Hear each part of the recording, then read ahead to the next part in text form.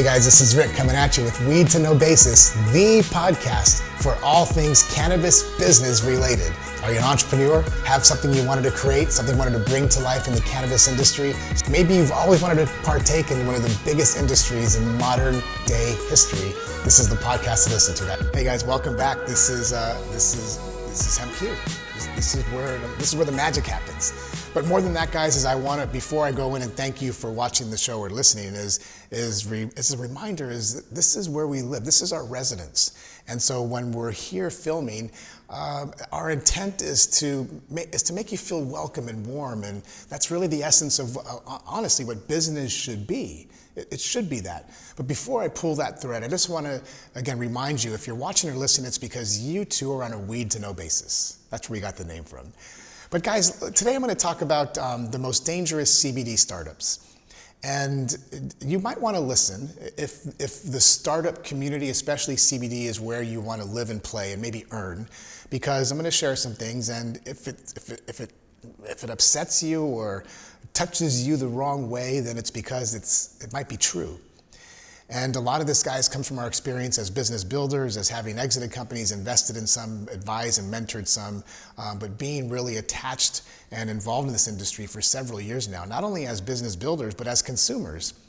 And so I want to talk about the most dangerous CBD startups. And this came from a talk we gave in Texas, in San Antonio, not too long ago. And the topic was San Antonio's most dangerous CBD startups. But the fact is, guys, this is an industry that's booming in every nook and cranny of our country. Whether you're in a city, a town, a village, a metropolis, you are keenly aware of how this industry has gone from virtually unknown to Dr. Oz talking about it several times now on his show. But what makes a dangerous CBD startup? I want to be clear, I'm not here to bash any companies, guys, but I will say that if what I say bends you the wrong way, you may have to take an introspective look at who you are, who your company is. And we can help with that, seriously. And here's the reason why. Guys, just break this down, because the majority of us in the industry, if you're not doing media or something like us, like a service-based, most CBD startups are product-based companies. It's because somebody, a customer or client, is putting your products in their body or on their body. And that's why this is so critically important, especially if you give a shit. Seriously. What makes a CBD startup dangerous? There's a lot of things. We can point to some of the very basics of not having a COA or a COA or a certificate of analysis. But that's not what we're going to talk about. We could talk about the stores at startup with no business being in the CBD business because they're simply opportunistic. But we're not going to talk about that either. What we're going to talk about are some things that are fundamental to being a human, and that's, number one, trust and transparency. Seriously. You see, one of the first things that I would advise you to look at, that at least I look at, is the website. Honestly, look at the website. Look at the About page. And I want you to look at the About page of the product or service or company that you want to frequent or maybe visit, and just answer a question. Do you see a human being there? I mean, that simple. Do you see a family or a human or a man or a woman or a face so that you can tie yourself to something other than a bottle or a patch or a salve or a cream? You see, because it's easy to just build something around a salve or a cream or a bottle. The challenge of building something that is not dangerous and that is trustworthy is doing it around you. You see, the truth is, for many of you, you are the brand. You just happen to sell a CBD product. You feel me? Trust and transparency, guys, is, in my opinion, and unarguably one of the most critical elements to success, is something you should be practicing on a daily basis. But let me tell you how that actually feels and looks in the real world. Like how do you actually implement or execute this theory of mine in the real world? And I'm going to share that with you. So, trust and transparency. Let's call it the theory of preeminence. Jay Abraham talks about the theory of preeminence, guys, and I say this in talks I give. What he talks about with the theory of preeminence is simply this. I want you to think about your clients as if you are their doctor. Make sense? Now, you don't have to be a doctor. You don't have to be a nurse like I am, but you have to care. You have to establish that bond of trust. Because when you establish that bond of trust, when somebody knows you care more about them than about what you know. Have you ever heard that quote, by the way? People don't care how much you know until they know how much you care. When you establish that bond of trust as if you are their biggest advocate, guys, you could sell them t-shirts, you could sell them bottles of water, you could sell them things to make their life better because they trust you. Trust and transparency is that critical. It is. Now, here's how you can figure this answer out immediately. If you're still not quite sure what that means and how to implement that into your business, I'm going to ask you a few questions, especially if you're a business owner or you're thinking about starting something in CBD. Do you want action takers in your business?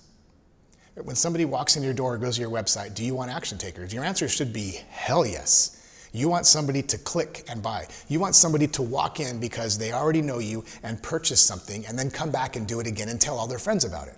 The answer, when I ask the question, do you want action takers, you should be saying, oh, hell yes, Rick. Here's how you figure out if you're attracting action takers with authenticity, trust, and transparency. Do this one thing. When you wake up tomorrow and you go to the mirror to brush your teeth or comb your hair or do whatever it is you do in the mirror, none of my business, I want you to stop and look at yourself in the mirror. And I want you to ask yourself, in your head or live, am I an action taker? That's it. Like if I was waking up, I'd look in the mirror and say, hey, Rick, are you an action taker? And guys, you know the answer. You might be watching this or listening, be going, hell yeah, I'm an action taker. Oh yeah. But the truth is, you know the truth. If you're saying yes and you're not, you're lying to yourself and you're lying to your potential customers and clients, which is what makes a CBD startup so dangerous. You see, guys, if you're not an action taker, you're not going to attract action takers. Action begets action. Second thing, do you want resourceful clients? Think about it. Do you want resourceful clients? Do you want people who are going to come into your shop and ask the right questions, say the right things? Do you want people who are resourceful? Again, your answer should be hell yes. So you know what I'm going to say next, right? I got to turn my phone back on. I'm a timer Nazi. I'm an advocate of timers, and so I put my timers on and my phone just went dark. Do you want resourceful clients? And every business owner should be going, well, hell yes. Same thing tomorrow. Question number 2 to ask yourself is, am I resourceful? And again, you know the truth. This is why if this question is bugging you or it's sitting in your craw the wrong way, it's probably because it's true. If you're not resourceful, guys, you're not going to attract resourceful people. If you're the type of person that always wants to get the better deal and I want the cheapest price, guess what you're going to attract? Guys, you see, trust and transparency begins with you. The mirror will never lie. Second thing, guys, I want to share this with you. First of all, if you need to pause this and go do the mirror thing, then go do it. You should go do it right now because it works every time. You will know intuitively in your heart and in your soul, I'm an action taker. I'm resourceful. And then you have the beginnings of a great foundation. But second thing, guys, is we've been taught and told and shown on social media and in modern lore of entrepreneurship that let's start something in the dorm room or in our garage, let's tinker and build something, come up with an idea and then launch it and then everybody's going to want it. You know, we think about the Facebooks of the world or the Dells or the Mark Cubans who slept on a couch for years and years, and there's something romantic about that, guys, no doubt. You know, there's no doubt. There's something romantic about coming up with an idea and chasing your passion, locking yourself in a garage or behind a computer, and then boom, the world wants it. That's a lie. That's a lie. And most people can sense it. They can sense it. You see, the second big thing on the most dangerous startups is being told, and those startups believing that all you need is passion to launch and grow, and that's a lie. You can tell the first way. The first way you can tell is you see the meme on Facebook or Instagram that says, I never lose, I either win or I learn. You've seen that, or some semblance of that. That's usually from an entrepreneur who was told, follow your passion and you'll never work a day in your life. And that's a lie. And that's what makes some of these CBD startups especially dangerous, guys, because passion isn't enough. I'm passionate about donuts. I am. I really am. I love donuts, but I will never open up a donut shop. I can't make donuts. I love to eat them. I am freaking passionate about them. I love Voodoo Donuts. I love Maybell's Donuts. I love Winchell's Donuts. I love Dunkin' Donuts. But I will never make donuts, guys. And here's how you figure out if this, what I'm about to say again, guys, is if these three things aren't true for you, then you are a dangerous CBD startup. Maybe not to the public, but to yourself. Because as an entrepreneur, guys, we're responsible for putting food on our tables.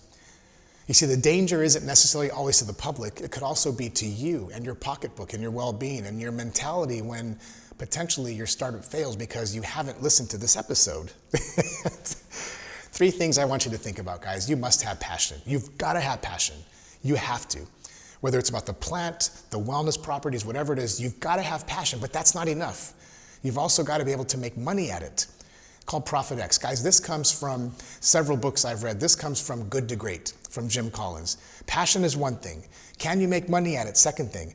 Is it profitable? Profit X. Think about that. But that's only two elements of the three. The third element is, can I be best in the world at this? You see, if you're best in the world but you're not passionate, you're not going to build something sustainable. You become dangerous and people see right through you. If you're best in the world, you can make money, but there's no passion, same thing. Or let's say you have a lot of passion, but you can't be best in the world. How does that feel? How does that feel? Let's say you have tons of passion, but you might take a long time to monetize it, or you can never really make money. Guys, there's nothing wrong with that. You may need to become a volunteer though. You know what I mean? We're talking about for-profit entrepreneurship. Those three things, guys, those are the second big shift or change or thing you need to think about, which separates the best from the most dangerous.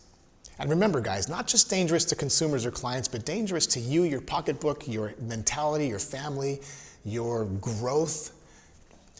Third thing I want to share. There's actually several of these, guys, that in my longer talks I share, but the third shift or thing I want to share that really, when entrepreneurs in the CBD space grasp it and make these shifts, their business changes for the better. Let me back up. The second thing, guys, is basically the premise of that is what got you here won't get you there. What worked in the old days doesn't work today. The old school plans don't work in the new school business startup mentality. It just doesn't.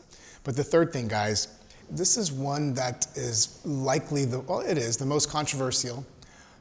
It causes the most stir. But it also makes folks, especially CBD startup entrepreneurs, really rethink their reasons why they're doing what they're doing.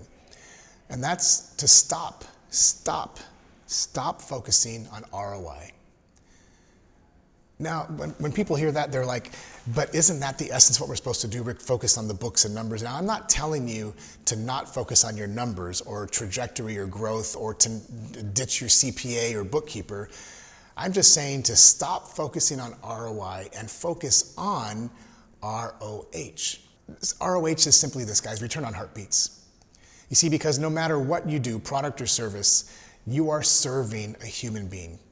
There is a human being at the end of your sales cycle, at the end of your food chain, at the end of your product development or service that is consuming your product or service. A human. Somebody with the heart, somebody with the soul, somebody who I would imagine, based on the first two things you heard, you want to purchase more of what you have on a more frequent basis and then go tell their friends about it, right? Your answer should be right. So what does this mean to stop focusing on ROI and start focusing on ROH?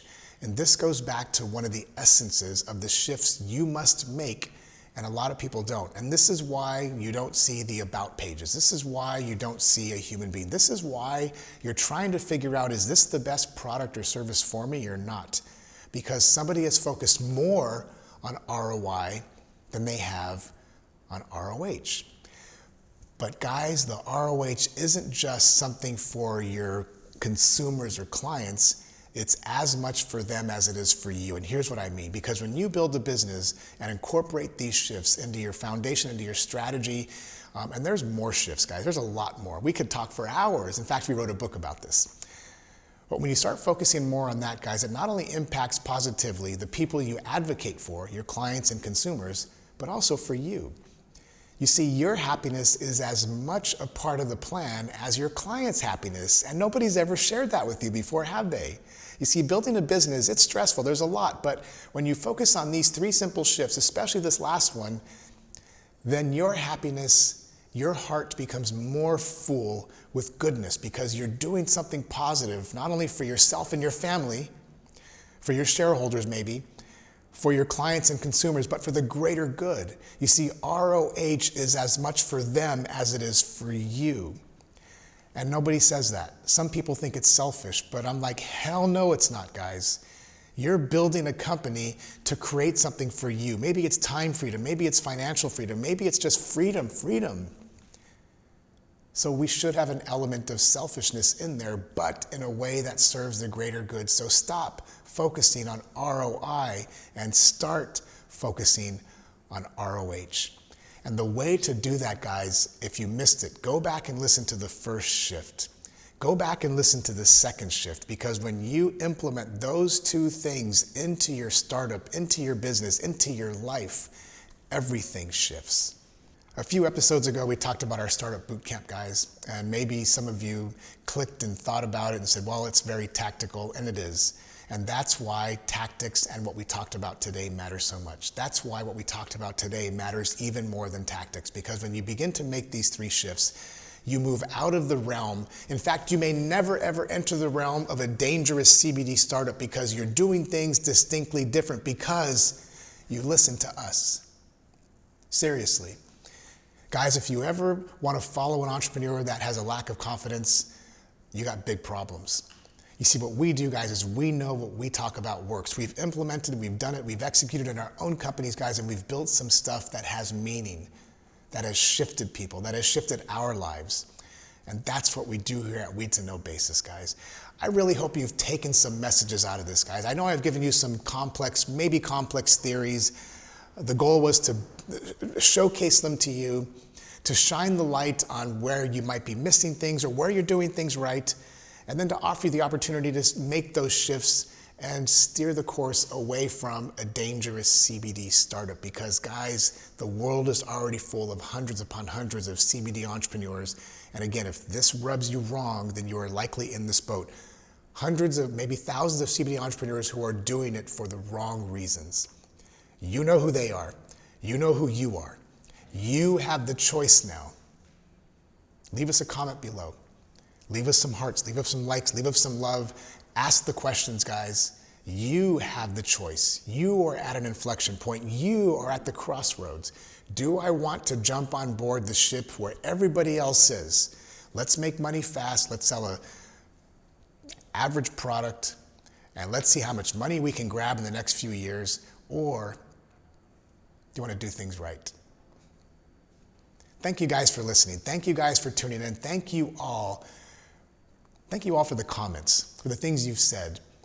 And remember, guys, when you're really looking for that strategic or tactical or just hope or help, tune in and listen to other episodes. You can also go to topsecretcannabisclub.com. Leave us comments, guys. We're here to help. We're here to do things right. We're here to help you create the life that you've envisioned as a result of this CBD boom. It is a boom. Thank you guys so much. Remember, if you're listening, if you're tuning in, if you're watching, it's because you too are on a Weed to Know basis. Have an awesome rest of your day, evening, month, year, life. Peace.